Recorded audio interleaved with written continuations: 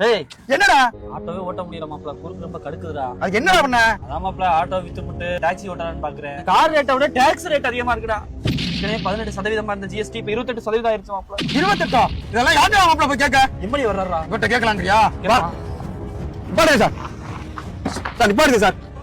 என்னடா ஏற்கனவே 18% வரி கட்டுறோம் சார். இப்ப 28 ஆக்கி வச்சிருக்கீங்க. நாங்கலாம் என்ன பண்றது? இந்த பையன் இருக்கான்ல சார், ஆட்டோ ஓட்டிக்கிட்டு இருந்தான். கார் வாங்க போனா அங்க டாக்ஸிகளை விட டாக்ஸ் விலை அதிகமா இருக்கு சார். என்ன சார் பண்றது நாங்கலாம்? ரோட் டாக்ஸ்னு ஒண்ணு. சரி அதாவது பரவாயில்ல. ரோட் டாக்ஸ் எல்லாம் கட்டினதுக்கு அப்புறமும் ஏன் சார் இடையில டோல் கட்டுன்னு ஒண்ணு வச்சிருக்கீங்க? கோல் கட்டுன்னு புத்துணர்ச்சி பெறங்கன்னு சொல்லி அதுக்கும் வரி, எல்லாத்துக்குமே வரி. கார் வாங்கினா வரி, வித்தா வரி, நொட்டுனா வரி, புடுங்கினா வரி. என்ன சார் வரி? என்ன சார் நாங்க வரி மட்டுமே கட்டிக்கிட்டு நாங்க எப்ப சார் வாழ்றது? என் தம்பி சென்னை ஐடில வேலை பார்க்கறான். அவன் சம்பளத்துக்கு டாக்ஸ் பிடிக்கிறீங்க, அதை தாண்டி வந்து செலவு பண்றதுக்கு டாக்ஸ். இதே ரோட்ல 2 நாளைக்கு முன்னாடி நான் ஒரு வயிற்றுப்புலக்காரி ஏத்திட்டு போறேன் சார். ஆனா போறதுக்குள்ளேயே இந்த ரோடுனால ஆட்டோலயே குழந்தை பிறந்துருச்சு சார். அது ஒரு ட்வின்ஸ். சும்மா இல்ல, மூத்த பையனுக்கு சின்ன ஆட்டோன்னு, இளைய பையனுக்கு சேர் ஆட்டோன்னு பேர் வச்சிச்சு சார். நான் ஏன் சார் அந்த நன்றி விசுவாசம் உங்கள்ட்ட இல்ல? மக்களாகி நாங்க ஓட்டு போட்டு உங்களை ஜெயிக்க வச்சிருக்கோம். ஏன் நீங்க எங்களை பார்க்க மாட்டீங்க? யோ ஓட்டு தான் பேசிக்கிறீங்க, ஏதாவது பேசியா?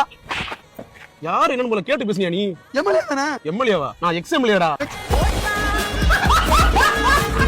ஏன் சார் நீங்க எம்எல்ஏ பேசிக்கிற மாதிரி